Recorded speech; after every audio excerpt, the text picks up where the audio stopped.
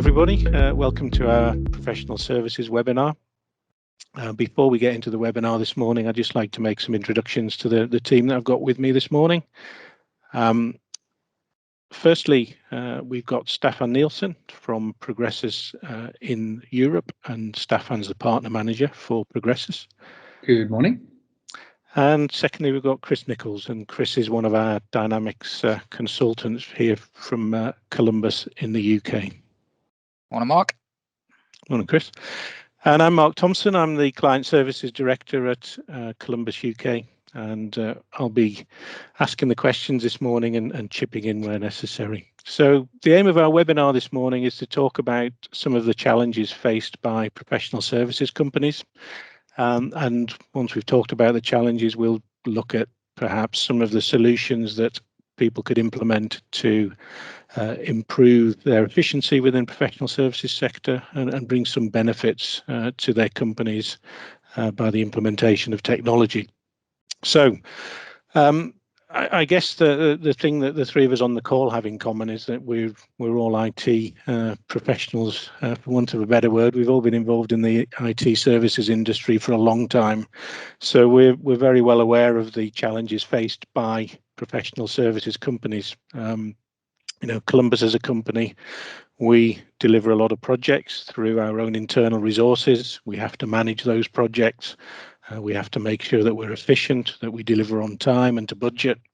And that's very much consistent across what we call the professional services industry. But that industry isn't just about IT companies. There's lots of companies that would consider themselves to be professional services companies. Let me just share a slide with you that will perhaps illustrate that a little bit better. So as I say, we'd think of professional services companies as companies that are project centric. They have to manage projects, and typically that means managing resource and also in some cases managing items as well. So when we look at what we call professional services companies, and as you can see on the left of this slide here, that could be anything from IT consultants like Columbus, like Progressus, software developers, and which obviously we do a little bit of as well. But it can be companies like architects, management consultants, business consultants, law firms who are having to manage cases and projects. It can mean engineering companies or manufacturing companies that do project-based manufacturing. And on the left of the slide there, you'll see construction. I mean, construction companies have to manage all of their projects, the resources on their projects and the build of their projects as well. So when we talk about professional services, it does cover a whole range of industries, but we think that the challenges faced across those industries are very similar. So that's what we'd like to talk about today. Let me just come out of there and come back to our meeting. So in terms of the challenges that are faced by professional services companies, what we're going to talk about is, what does it require for you to become successful and remain successful as a professional services company? Now, there's several things involved in that. Firstly, you need to be better than your competition. So how do you get ahead of your competition? And once you're there, how do you stay ahead? How do you generate more revenue as a business? When you're managing a lot of projects, you may be bogged down in the detail of those projects a lot of the time. So how do you lift your heads above that and look at the company as a whole, look at the revenue that's being generated? How do you improve on that and generate more revenue for your business? As part of that, how do you become more efficient? How do you reduce costs within the business? How do you manage those costs better? And we'll look at that as well as part of improving your business process. And how do you make those internal efficiencies? So, as a business, and as a project-based business, it's important that those projects are managed effectively. So we'll look a little bit about how you might make that process more efficient and make improvements for your business in that particular area. So there's lots of challenges there. to achieve those things. And I think the first thing we'll start with is looking at your customers. What your relationship with your customers is like. How do you improve that relationship so that customers stay with you and come back to you for further projects? And we'll talk a little bit about how we manage those customers from an opportunity point of view. How do we increase the number of customers that we win?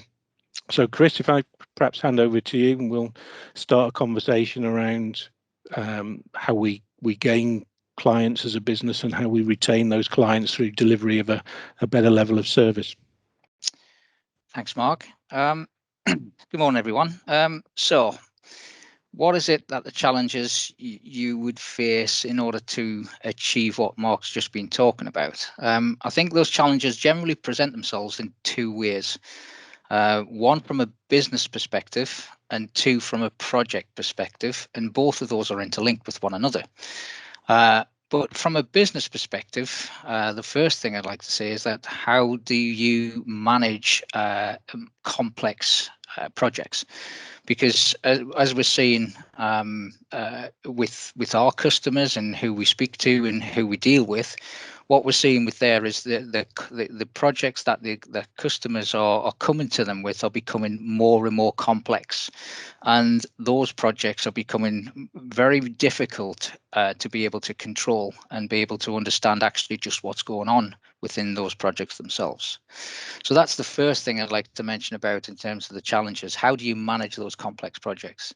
The second thing is keeping up with customer expectations. Now, I think with the technology these days, people have access to a lot more information, a lot quicker information, and they also expect that of you when you're actually delivering projects. So if you haven't got access to the right information at the right time in order to be able to solve a customer problem in relation to a project, then it causes problems with that customer and the customer service, the realization of a project and how it's being managed is obviously not going to be met to their expectations. We also need to think about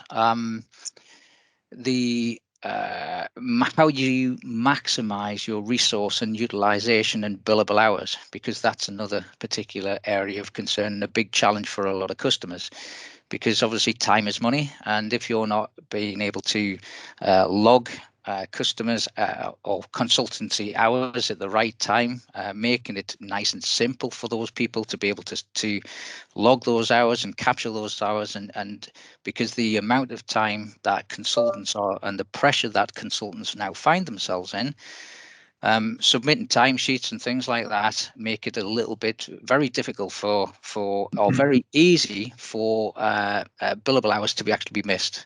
So again, obviously an opportunity there where you lost profits as an example.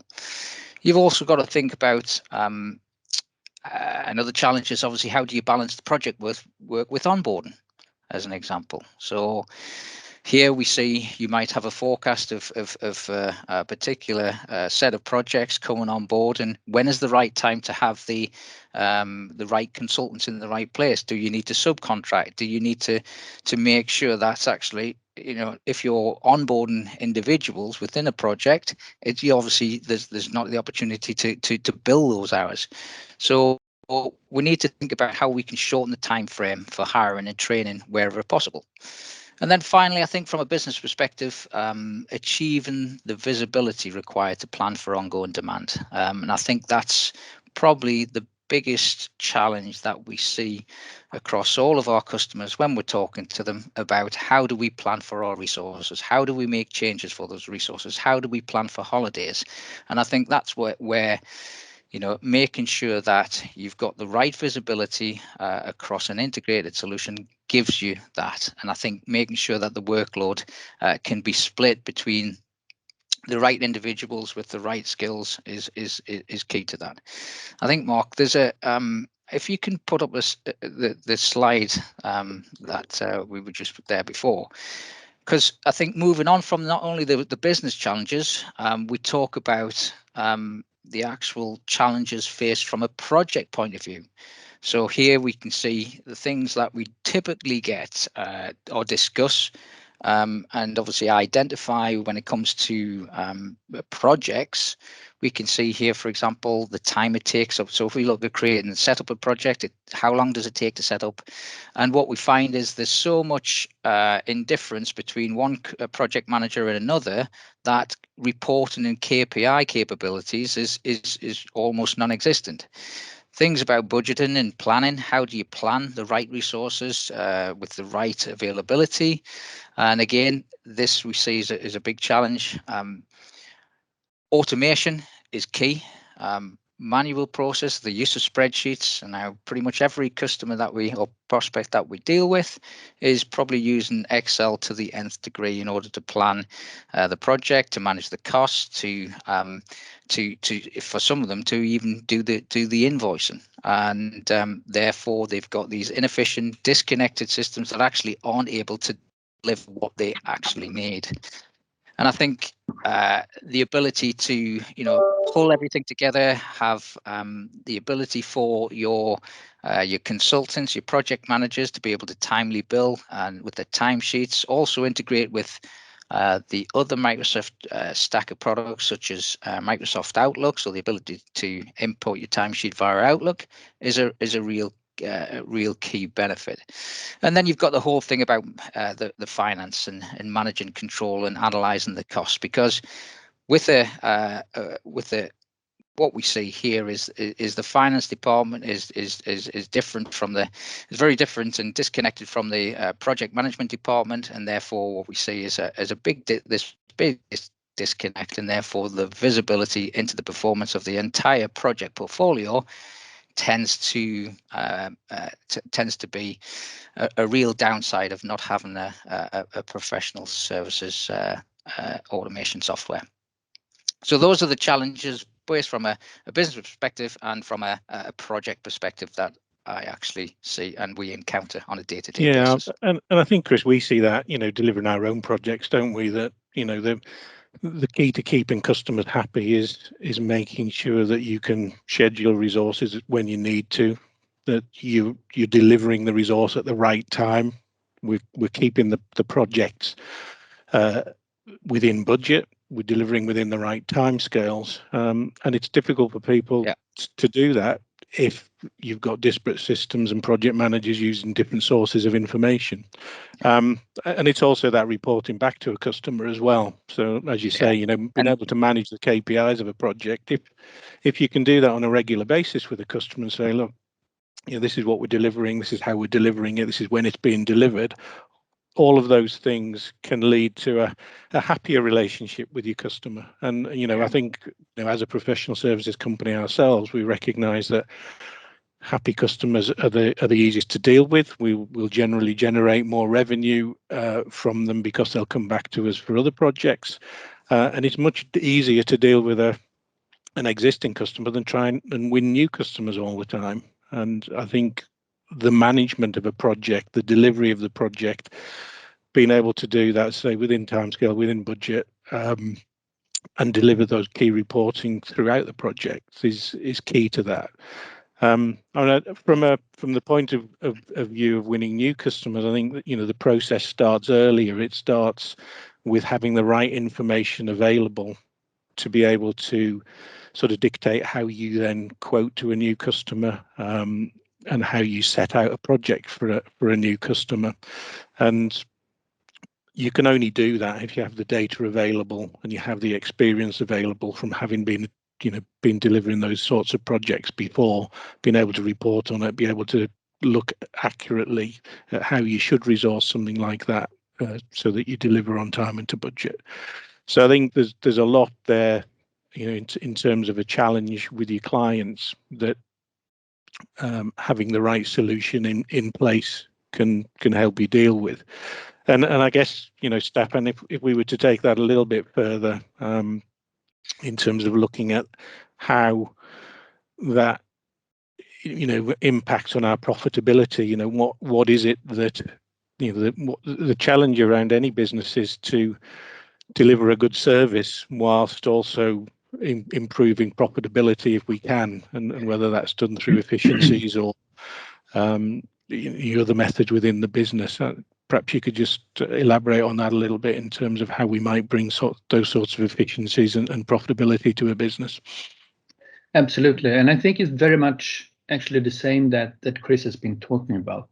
It's about being in control, have control, because if you are in control and understand your business, it's easier to identify your bottlenecks, to areas of inefficiencies, because that will drive and increase productivity or efficiency, improve your profitability, and obviously create conditions for growth.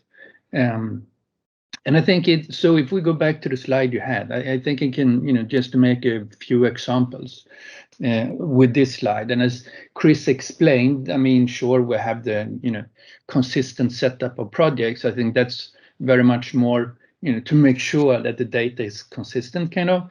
But the second one is interesting. I mean, professional services business is not like trading companies. Now, they have items on an inventory. If they don't sell an item today, they can sell it tomorrow. That doesn't apply for professional services business. Any hour unutilized today is gone tomorrow. If you want to maximize your profitability, make sure that people are utilized. And to maximize utilization, make sure that you have a process in this resource allocation where you can see who is available, filter on special skills, etc. It's key. Resource planning is a key to drive profitability. The next thing is kind of, and everyone knows this, doing time entry is kind of a mental burden. Everyone hates it.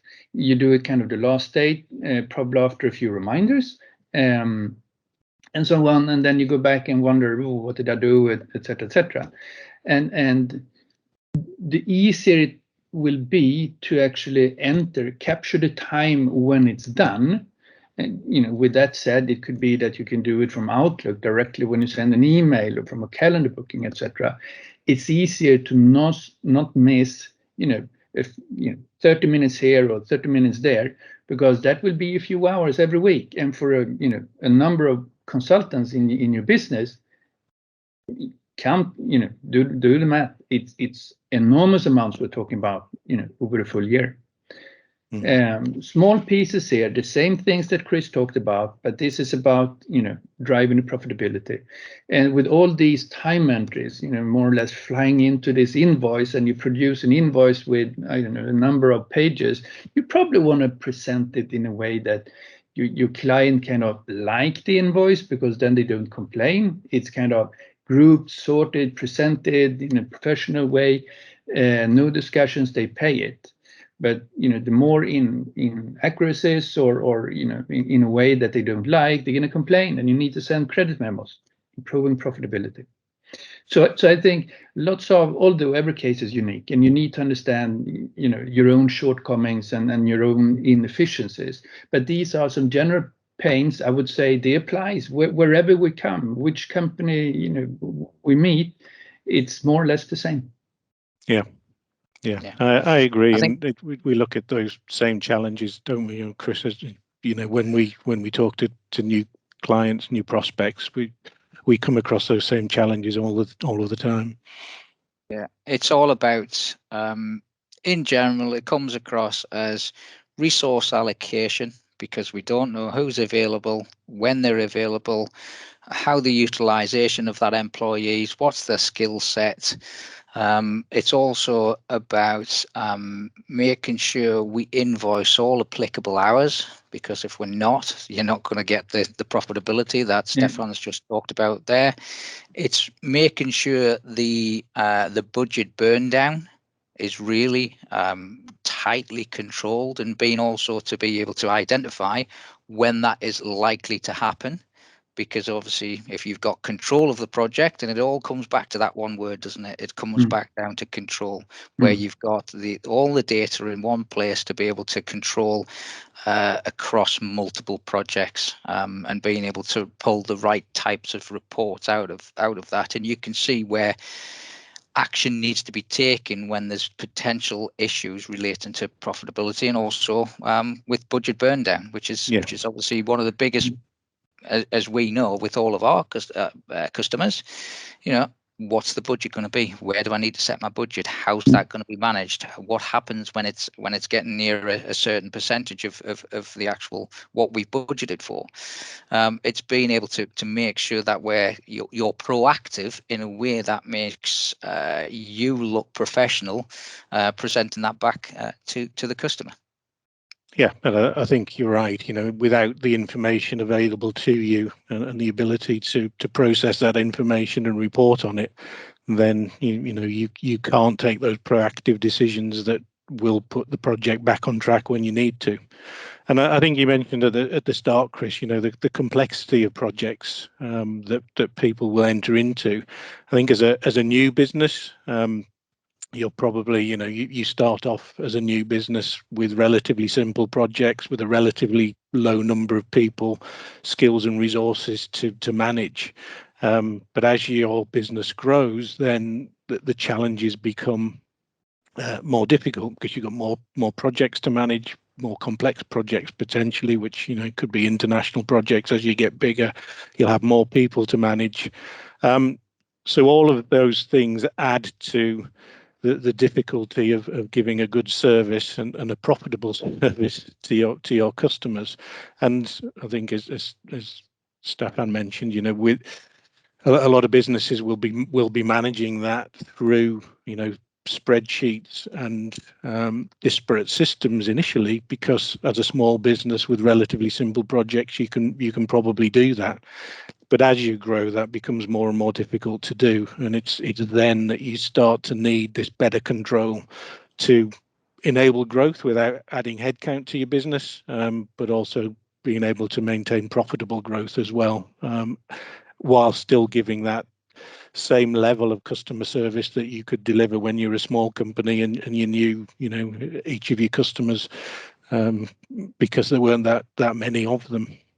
And I agree with you, Mark. And I also think it's important to provide opportunity for the employees, the people in the business, to actually self-service. I need information for any reason, and I can easily find it myself. I don't have to go to finance department or someone else to ask for the information, and they look it up in a spreadsheet and they give me the information. I want to search for it. I want to find it. I want to take my quick decision. I want to mitigate the risk of whatever it is, provide feedback to the client, keep him happy, these kind of things. And I think, again, be in control, that's still the key.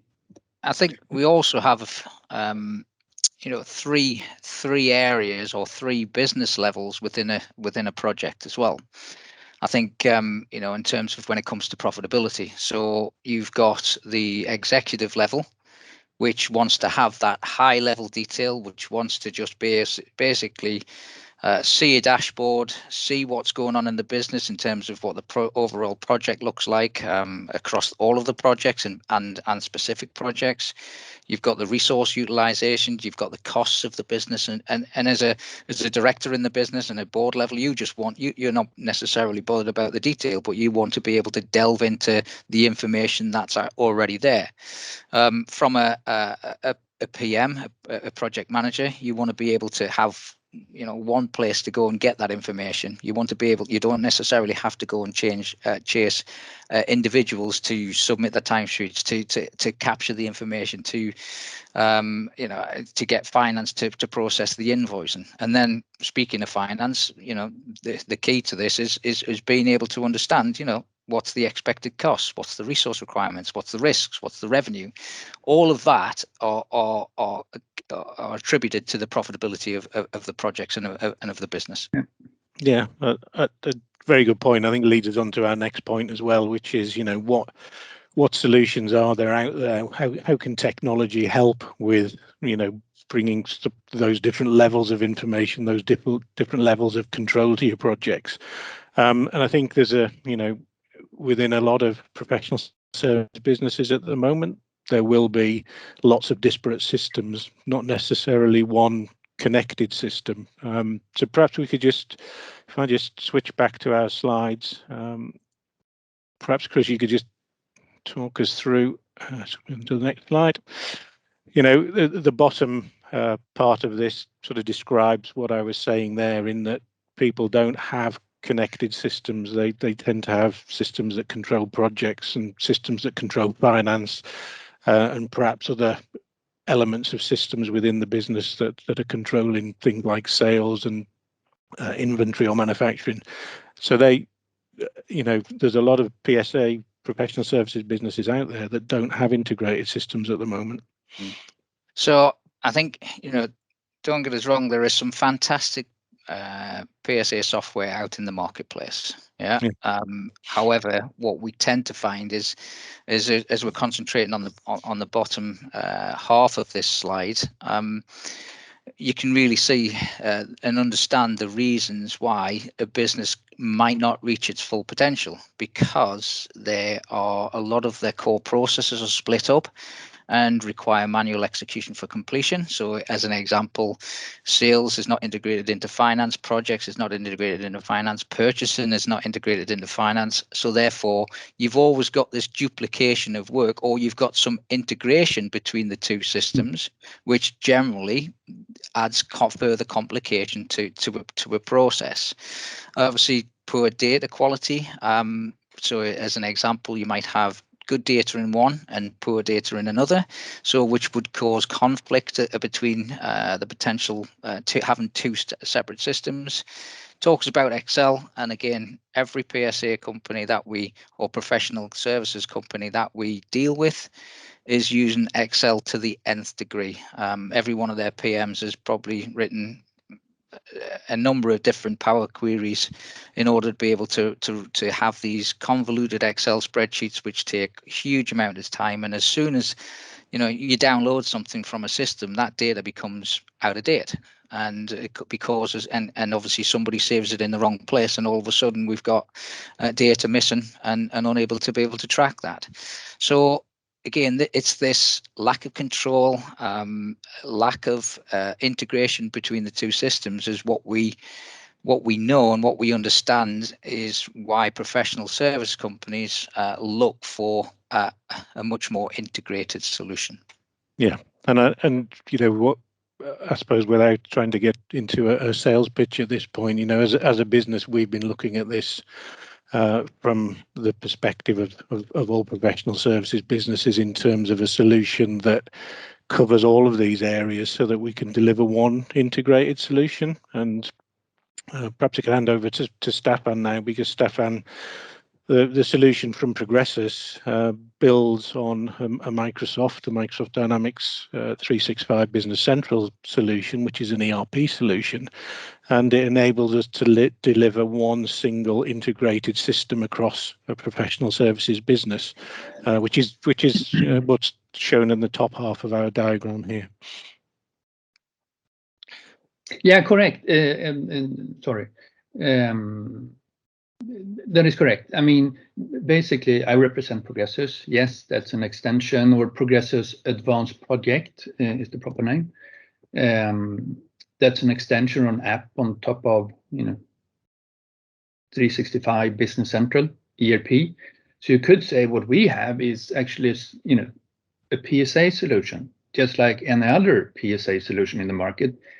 The difference is ours is built on and for Business Central, where we can integrate all processes. It's seamless. You don't see any differences. It's all the same. We call it all in one. And since it's kind of all in one, and we use any kind of standard parts and add our own capabilities that you would expect to have in a modern PSA solution, of course we can integrate the processes. And regardless if it's in the warehouse or the ERP or the project management or the resource planning, it's all integrated. We can automate processes, and obviously all the data is in one place, so we kind of that the control question we discussed is kind of checkbox. But I also we should, and back to your point, Chris, to point out there are some excellent PSA solutions out there.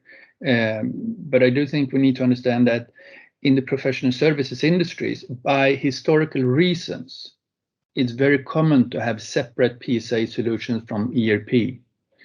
In any other industry, that kind of, it doesn't make sense because we lose control.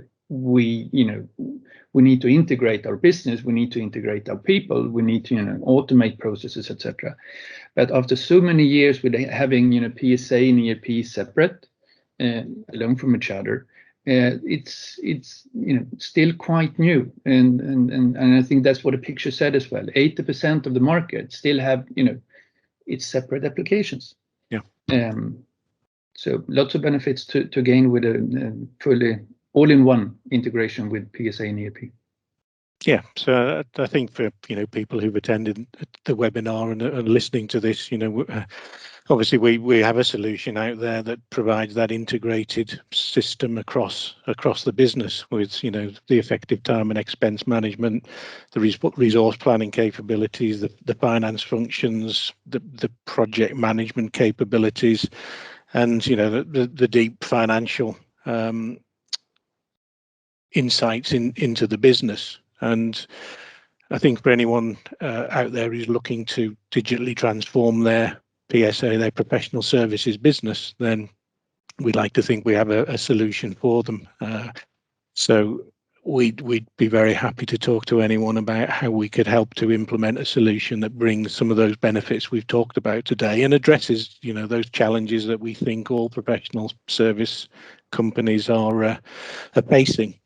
I think the other thing for people who are thinking about that sort of digital transformation, that automation of processes within the business and bringing in new systems, from our perspective, it's always interesting to look at the value that is being brought by these systems. There are several reasons for that. I think one is that if you can see the value of a solution like this from the start, then it helps buy-in within the organization.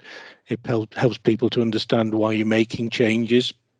But it also helps as the project is implemented, because people can start to measure the success of the project against the value that was expected from it. So if we're saying, we expect this implementation to increase revenues by X or decrease costs by Y or bring in efficiencies in these certain areas, we can start to quantify them, and then we can measure the success of the project against that.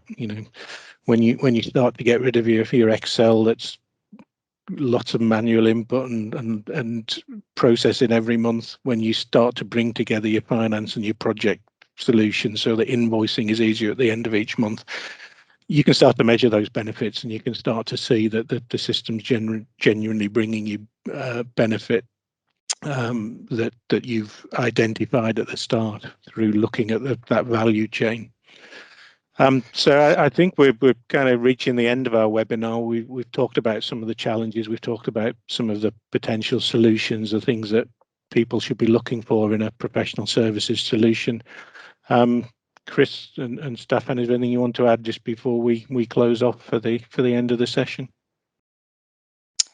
Yeah, I think for me, Mark, I think it's for those customers out there who are looking to implement a solution such as a professional services solution. They need to be thinking about things such as the effective time and expense management functionalities. They need to think about the resource planning, as you've already mentioned. Again, the level of integration. Should I be a separate system or a integrated system? And also from a financial standpoint, they need to think about, are the challenges that we've outlined today, are they being met by the current solutions being offered that I'm currently looking to implement? And if they're not, then you need to reevaluate what you're actually trying to achieve. Yeah. No, I can just agree, Chris. And we can see on the customers we have and where we have implemented the solution. I mean, in general, they go from anything from 4 to 8 different applications in a collage, not really integrated in a bunch of spreadsheets, and we just eliminate everything. into one single integrated solution. And I think that's, you know, how do you measure that? Difficult. Everyone can just say, well, we are not. I mean, they used to talk to each other like it's your app and it's your application, it's your system. Now it's ours. You know, you don't only integrate the processes, you integrate people working as a team together. And I think that's also a key if you really want to drive profitability and grow the business. So yeah. Yeah, I think you're right. I think you're right, Stefan. And you know, the systems that we're implementing at the moment do exactly that. You know, they're bringing everyone together into one system, one team, with, you know, one source of data, one source of reporting. Everybody has visibility, and that's something that, you know, a lot of professional service organizations don't have because of the nature of the disparate systems they currently have. So I think it's all about that message of bringing everything together into one, everybody getting that visibility and being able to see where things are going well, where they're not going so well, address them, and then, you know, make the most of projects in terms of cost efficiencies and revenue. So thanks, Stefan. Thanks, Chris, for your time this morning. You're welcome. Thanks, everybody who's watching the webinar. Really appreciate you taking your time to share it with us this morning. And we, as we've said, you know, we have solutions out there for the professional services market. We'd very much like to talk to you if you are considering changes within your business, if you're looking at how you currently work, how you currently manage your processes, how you might want to improve those, then give us a call or drop us an email, and we'll be very happy to talk to you about how we might be able to help. So thanks very much, and hopefully speak to you soon. Thanks a lot. Goodbye. Thank you. Bye.